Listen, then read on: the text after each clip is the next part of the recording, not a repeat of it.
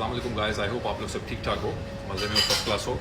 अब ये एक बहुत इंपॉर्टेंट क्वेश्चन है और ये इस वजह से बहुत इंपॉर्टेंट है क्योंकि हम मार्केट के एग्जिट पॉइंट्स और पिवट एग्जिट पॉइंट्स की तरफ जा रहे हैं। 4 से 5 हफ्ते का हमारे पास ये पिवट एग्जिट है मार्केट में, जो अपॉर्चुनिटी मिली है जहाँ पे हम मेजर सेलिंग करेंगे। और इस मेजर सेलिंग के अंदर हम लोगों ने जो एग्जैक्ट चीज़ ये सोचनी है कि हम जब सेल आउट करेंगे तो हम USD से USDT में रखेंगे। अगर वो डीपैग हो गए तो हमारे पैसों का क्या होगा। अव्वल तो USDT का फंड मार्केट में पिछले 5 साल में 50 दफ़ा आया है।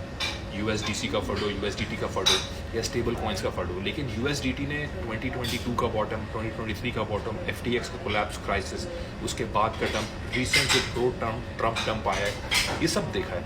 क्या वो डीपैग हुआ? नहीं हुआ, बल्कि वो और मज़ीद स्ट्रॉन्ग हुआ। ख़ासतौर पे USDC, क्योंकि USDC यूरोपियन यूनियन में कॉइन बेस में यहाँ पे भी उसको एक्सेप्ट कर लिया गया है और कॉइन बेस भी अब पार्टनर करा है गवर्नमेंट के साथ और डिफरेंट पेमेंट नेटवर्क सिस्टम के साथ। इवन UAE के अंदर, दुबई में, अब सऊदी के अंदर पार्टनर कर रहे हैं कॉइन बेस वाले with different organisations, government entities payment करने में क्रिप्टो में। तो स्टेबल कॉइन्स की अडॉप्शन बढ़ रही है, उनका यूजेस बढ़ रहा है। तो मैं इस वजह से पर्सनली वरिड नहीं हूँ उनके डीपैग होने में। अगर कोई ऐसी खबर आती है, आया मेरे तक पहुंचती है, आपको से गुजरती है, दिमाग को समझ आती है, तस्दीक मैं करता हूँ, वो सच्ची लगती है, तो मैं आपसे शेयर करूँगा। आपके पास है तो आप शेयर करें, मैं उस पर रिसर्च करके आपको अपना ओपिनियन दे सकता हूँ। लेकिन इस चीज़ से हमें घबराने की ज़रूरत नहीं है। 4 से 5 हफ्ते अभी भी हैं हमारे पास बाइंग प्रेशर के, बिग मनी के एंटर होने के, मार्केट के अपसाइड के। इस टाइम के अंदर ही हम लोगों ने अपना अच्छा एग्जिट ढूंढना है। अब काफ़ी लोग बाइंग प्राइसेस में भी नीचे हैं, ब्रेक इवन पे लोग नहीं आए या प्रॉफिट में लोग नहीं आए, कुछ लोग आ गए हैं, ज़्यादातर लोग नहीं आए। डेफिनेटली हमें वेट करना है, डेफिनेटली हमें होल्ड करना है। जो मेन चीज़ थी वो हो गई है और वो क्या है? वो है BTC की डोमिनेंस का टूटना।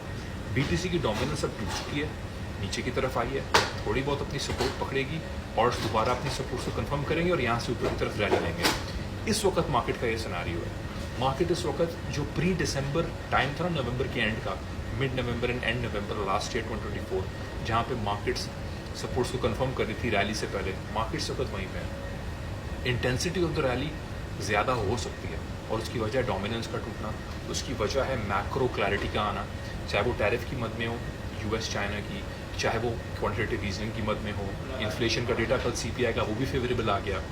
तो क्वांटिटेटिव रिलैक्सेशन या इंटरेस्ट रेट कट या फेड्स का मार्केट में पैसा फेंकना, इसको ना करने की वजह नज़र नहीं आ रही। कोई वजह आपके पास है तो बताएं, मैं उस पर आपको तस्दीक करके अपना ओपिनियन शेयर कर सकता हूँ। मुझे नहीं नज़र आ रही। तो इन सारी चीज़ों को देखते हुए नेक्स्ट मंथ अगर रेट कट है, उससे पहले ही मार्केट्स उसको फैक्टर इन कर लेंगे, उससे पहले ही मार्केट्स रैली ले लेंगे मोस्ट प्रॉबेबली, क्योंकि जब न्यूज़ आती है लोग सेल करते हैं न्यूज़ को। रेट कट कटने के बाद ज़रूरी है कि मार्केट्स उसके बाद ही रैली लें। बिग इन्वेस्टर, बिग मनी उससे पहले ही चीज़ों को फैक्टर इन करके बैठ जाता है और उस हिसाब से वो लोग मार्केट के अंदर अपना मूव लेते हैं। तो मेरे ये 2 सेंट्स हैं इसके ऊपर।